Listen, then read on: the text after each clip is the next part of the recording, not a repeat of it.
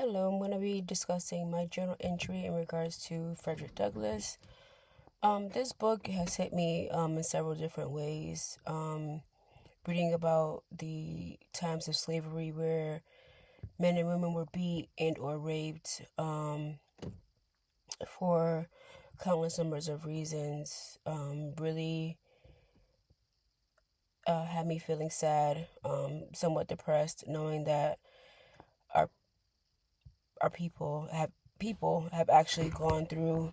these things within our history, and also just realizing how much sacrifice has been made for our country and things like that. Also, I was happy because it ended very well, with a positive outcome through a person's courage, perseverance, and drive to do better and end the vicious cycle of slavery and fighting for freedom. The first impression I had in the early part of the book was that,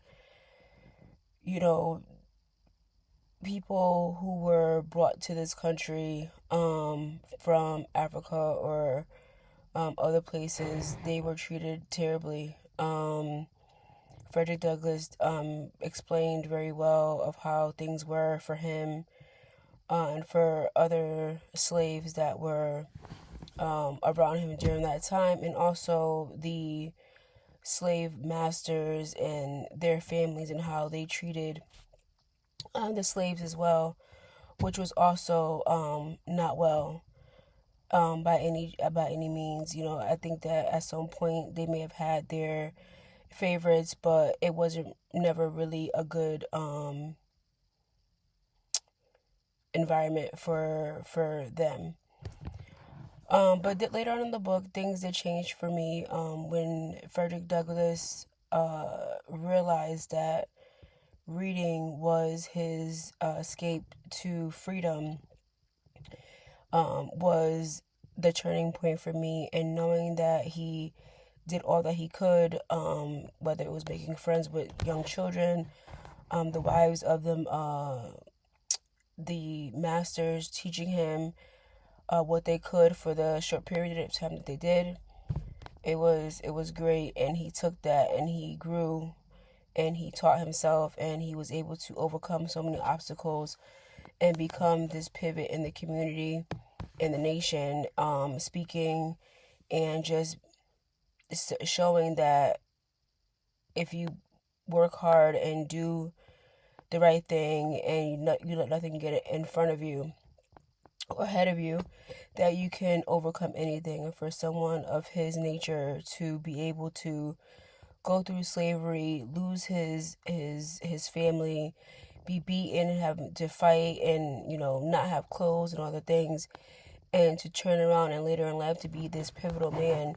that we still talk about today and who is very affluent in our history, is a great thing, and I'm happy that I've been able to read about that. And it's also been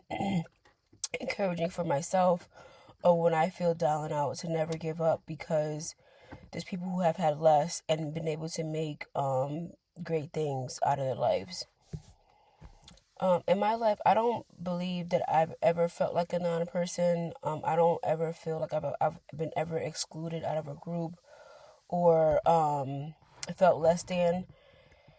that I could think of in my childhood or adulthood, and I guess would be thankful for that. But I know that there's other groups, like maybe like transgender groups, or people who are not with the common norms, that can be made to feel like a non-person within their own experiences. I think to feel like a non-person consistently would not be good. I would not want to feel like I have no identity, or I don't have purpose, or I don't have just the outlet to express who I am. that wouldn't be good for me and my mental state, I don't think. But what I would do is I would try to make my way or of living seen as a positive to people, and or if they don't like it, try not to be around it and create negativity, um or a negative environment to cause any kind of conflict or anything like that. But I don't really have much experience of that I know of with it, as being a non-person or a person that's not been able to have been identified or acknowledged in any manner.